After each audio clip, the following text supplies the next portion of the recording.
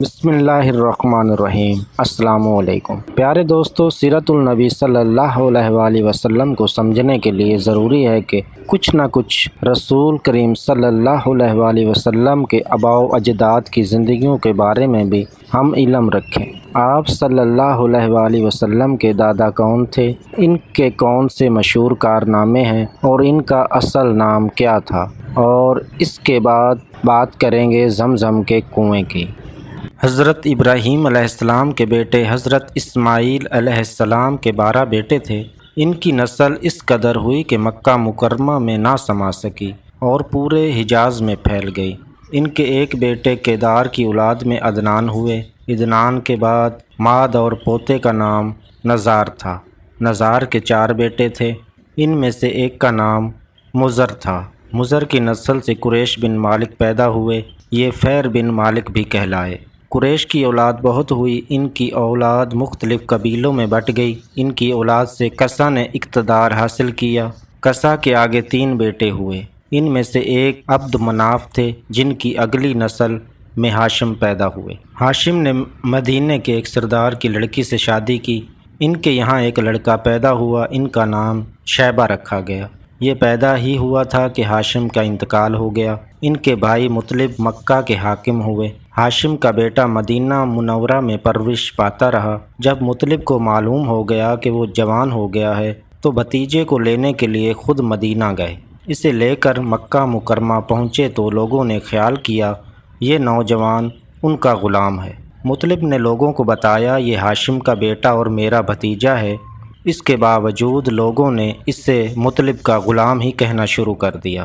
اس طرح شیبہ کو عبد المطلب کہا جانے لگا۔ عبد المطلب کے یہاں ابو طالب، حمزہ، عباس، عبداللہ، ابو لہب، حارث، زبیر، زرار اور عبد الرحمن پیدا ہوئے۔ ان کے بیٹے عبداللہ سے ہمارے نبی حضرت محمد مصطفیٰ صلی اللہ علیہ وآلہ وسلم پیدا ہوئے۔ عبد المطلب کے تمام بیٹوں میں حضرت عبداللہ سب سے زیادہ خوبصورت اور سب سے زیادہ پاک دامن تھے۔ عبد المطلب کو خواب میں زمزم کا کنواں کھودنے کا حکم دیا گیا، یعنی حضرت اسماعیل علیہ السلام کے کنویں کو۔ اس کنویں کو قبیلہ جرہم کے سردار مزاز نے پاٹ دیا تھا۔ قبیلہ جرہم کے لوگ اس زمانے میں مکہ کے سردار تھے، بیت اللہ کے نگراں تھے۔ انہوں نے بیت اللہ کی بے حرمتی شروع کر دی۔ ان کا سردار مزاز بن عمرو تھا، وہ اچھا آدمی تھا۔ اس نے اپنے قبیلے کو سمجھایا کہ بیت اللہ کی بے حرمتی نہ کرو، مگر ان پر اثر نہ ہوا۔ جب مزاز نے دیکھا کہ ان پر کوئی اثر نہ ہوتا تو قوم کو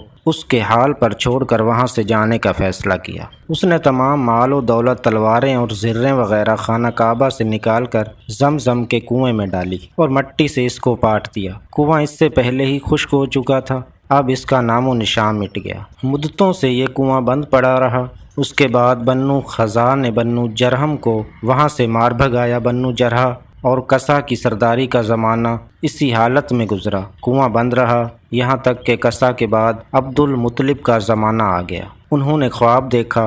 خواب میں انہیں زمزم کے کنویں کی جگہ دکھائی گئی اور اس کے کھودنے کا حکم دیا گیا۔ حضرت علی رضی اللہ تعالی عنہ سے روایت ہے کہ عبد المطلب نے بتایا، میں حجرہ اسود کی مقام پر سو رہا تھا، میرے پاس ایک آنے والا آیا، اس نے مجھ سے کہا طیبہ کو کھودو۔ میں نے اس سے پوچھا طیبہ کیا ہے، مگر وہ کچھ بتائے بغیر چلا گیا۔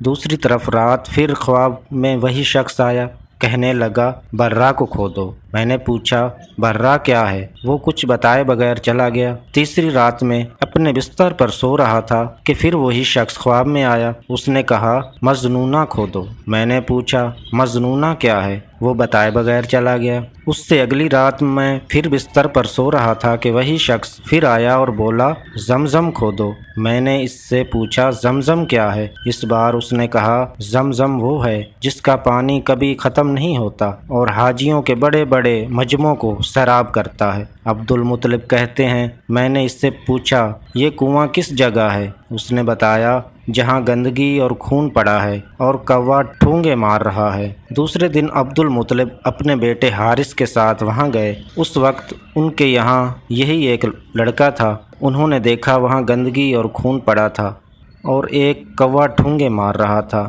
اس جگہ کے دونوں طرف بت موجود تھے اور یہ گندگی اور خون دراصل ان بتوں پر قربان کیے جانے والے جانوروں کا تھا۔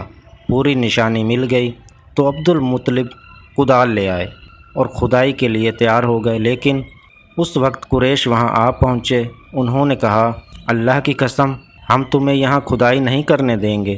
تم ہمارے ان دونوں بتوں کے درمیان کنواں کھودنا چاہتے ہو جہاں ہم ان کے لیے قربانیاں کرتے ہیں۔ عبد المطلب نے ان کی بات سن کر اپنے بیٹے حارث سے کہا، تم ان لوگوں کو میرے قریب نہ آنے دو، میں کھدائی کا کام کرتا رہوں گا، اس لیے کہ مجھے جس کام کا حکم دیا گیا میں اس کو ضرور پورا کروں گا۔ قریش نے جب دیکھا کہ وہ باز آنے والے نہیں تو رک گئے۔ آخر انہوں نے کھدائی شروع کر دی۔ جلد ہی کنویں کے آثار نظر آنے لگے۔ یہ دیکھ کر انہوں نے اللہ اکبر کا نعرہ لگایا اور پکار اٹھے، یہ دیکھو، یہ اسماعیل علیہ السلام کی تعمیر ہے۔ جب قریش نے یہ دیکھا کہ انہوں نے کنواں تلاش کر لیا تو ان کے پاس آ گئے اور کہنے لگے، عبد المطلب، اللہ کی قسم، یہ ہمارے باپ اسماعیل علیہ السلام کا کنواں ہے اور اس پر ہمارا بھی حق ہے، اس لیے ہم اس میں تمہارے شریک ہوں گے۔ یہ سن کر عبد المطلب نے کہا، میں تمہیں اس میں شریک نہیں کر سکتا، یہ مجھ اکیلے کا کام ہے۔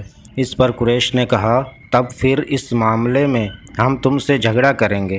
عبد المطلب بولے، کسی سے فیصلہ کروا لو۔ انہوں نے بنو سعد ابن حزیم کی کہنا سے فیصلہ کرانا منظور کیا۔ یہ کہنا ملک شام کے بلائی علاقے میں رہتی تھی۔ آخر عبد المطلب اور دوسرے قریش ان کی طرف روانہ ہوئے۔